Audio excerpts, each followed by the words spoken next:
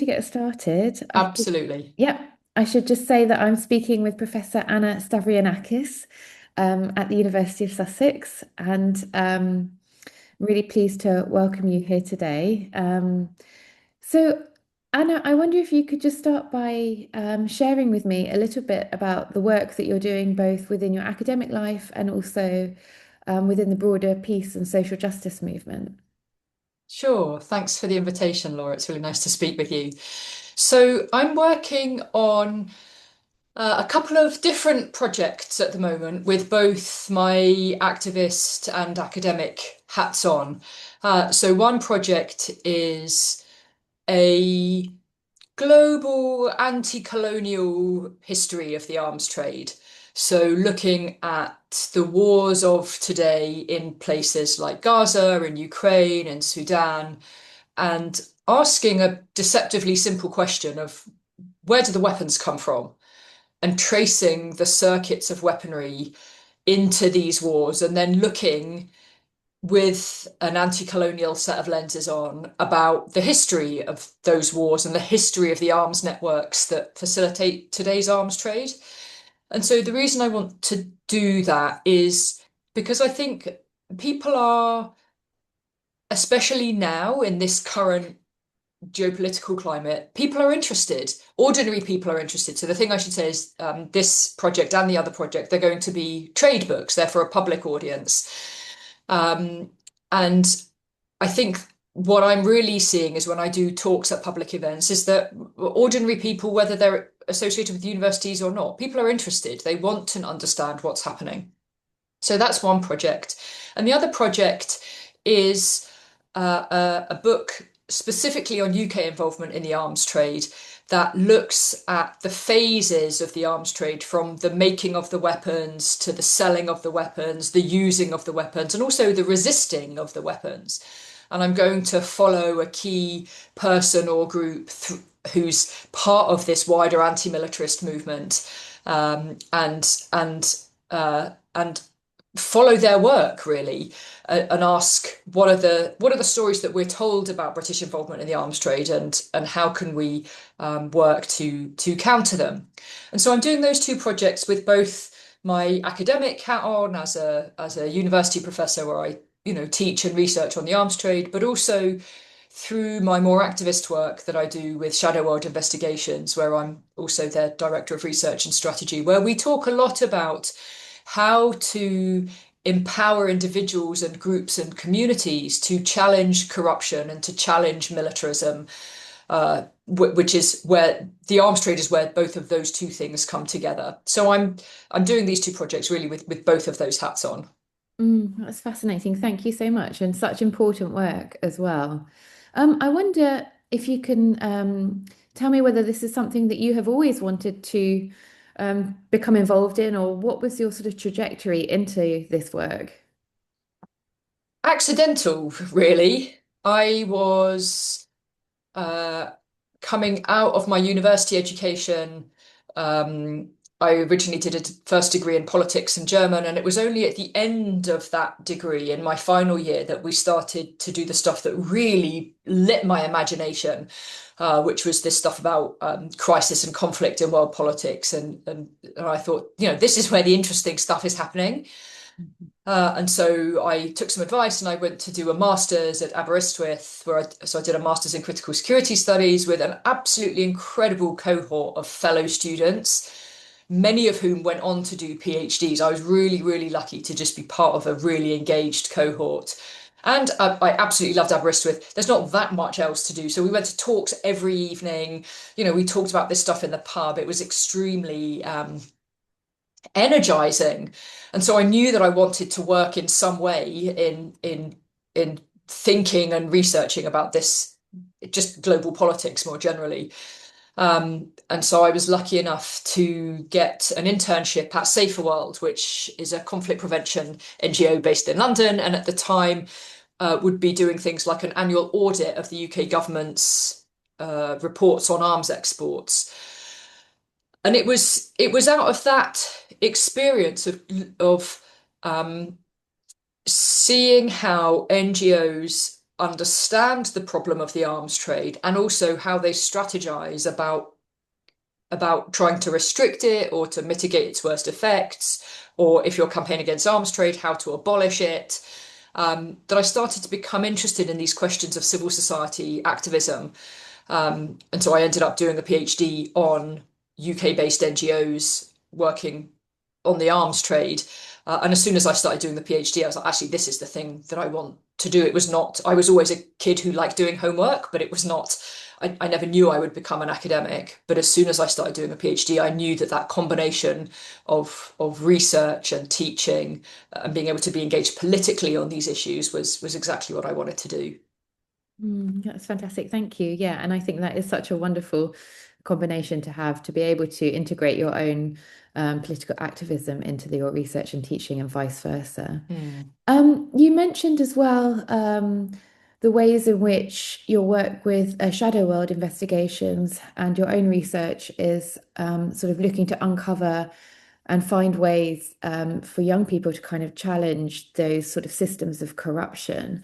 I wonder what you have encountered either in your own sort of personal journey through your kind of career, but also what you have uncovered that you could share with younger people coming through, I suppose, the system, as it were, coming through the university system and out into the workforce.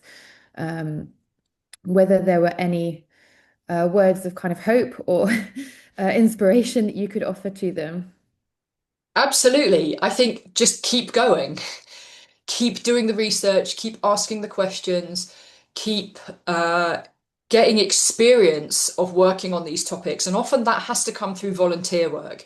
I know the job market now is completely different to when I came out of university, and students are graduating with enormous debt. And there are not a wide range of the exciting professional jobs that they might be hoping for. And so it does require, sadly, it does require, I think, having to volunteer or to work outside of other paid work. But there are, in the UK as well as internationally, there are so many interesting organizations with people, a really nice combination of people who've been around for ages and really know their stuff and have this amazing institutional memory, coupled with what I'm seeing as really quite an interesting and progressive generational shift. Mm. So, to give you an example, at Shadow World, there are three of us who are over 40, let's say, and three of us who are under 40. And I am learning loads by being around a younger generation of researchers who have a completely different political vocabulary to the one that I came out of university with. And um, things that might seem like a change to me are completely normal to them. So, for example, the language of abolition. When I was doing my PhD, the idea that we would abolish the arms trade was utterly fringe. Now, working in anti-militarist, that there's been it's been slow and belated, but this convergence of sort of anti-racist organising into questions of anti-militarism, abolition is no longer such a fringe idea. So I think I would say to young people, you've you've got good analysis, you've got good ideas, you just need experience, and so keep going. And I think the other thing to say would be, I don't know anyone interesting who knew what they wanted to do from a very young age and planned it all out and just followed it step by step and they were successful. The best and most interesting careers are messy and they involve lots of lateral moves. So just keep trying to put yourself in the position where opportunities can come your way so that you can push at an open door. That's really interesting. Yeah, thank you. I mean, I completely agree, and I think probably many of us can relate to that, those lateral transitions. Um, I mean, you have already touched on this, but I wonder if I can ask you what particular challenges you see young people facing today in terms of the geopolitical landscape, and also um, how that might inform their approach to peace activism. One of the things that I hear students saying quite a lot is that they feel atomized and isolated, Mm. and they feel fear of being judged, and they feel sometimes desperate and hopeless. And I think all of those things are generational. They tell me that they feel like older generations are saying, oh, it's on young people. Young people will save us. Young people will help steer us away from climate disaster. Young people will help build us an anti-militarist future. And that feels like a lot. That feels like a burden because they didn't make these problems. And then they feel isolated and atomized, partly, I think, partly because of COVID, which is itself a geopolitical phenomenon because of the ways in which it was handled.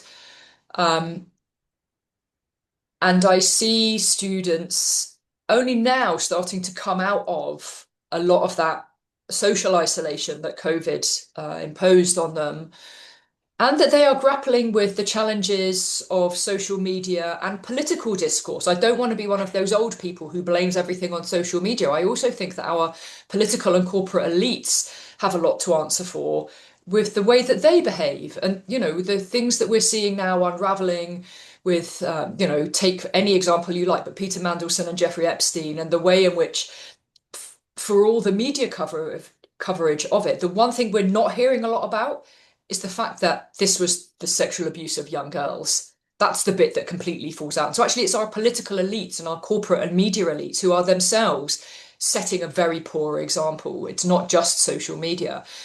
So I think that's what I'm hearing from students. But on the flip side, the first years that I'm teaching now, I think were young enough that COVID didn't impact their exams so terribly. And my first years this year, 18, 19 years old, they are super engaged. They are much more socially confident. And it makes me feel really, really hopeful. It makes teaching a real joy again.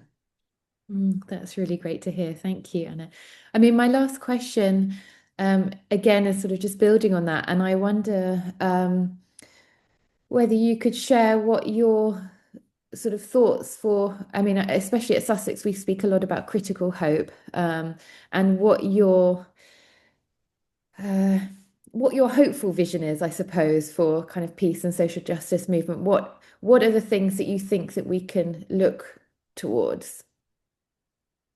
I'd say grassroots organizing. Mhm. When I look around, I see solidarity, I see hope, I see collaboration, I see political discussion, and I see organizing, whether that is on questions of anti-militarism, whether it's questions of anti-racism, whether it's questions of climate justice and or the intersections of all of these things. I see people looking out for each other across generational divides, across racial and gender divides. I see real communities of care and action and solidarity. Even just here in Brighton, we have this Stop L3 Harris campaign that it's a very loose, very grassroots campaign, but it is every time we meet or every time people have ideas and some of the things that we do, um, I am just struck by the care that people have not only for each other within the campaign, but also for the people on the receiving end of the weapons that are being made in the city. So I think it's very easy to become depoliticized and overly pessimistic. And that's also part of the design. That's sort of part of the point of being preoccupied by the minutiae of the next terrible thing that's happening today. But when we have a systemic or a structural analysis that shows us that history can be cyclical rather than just linear, that there are always ways in which the tide can turn, that's what enables us to just keep going anyway. So I see hope all around us. That's really wonderful. Thank you so much, Anna.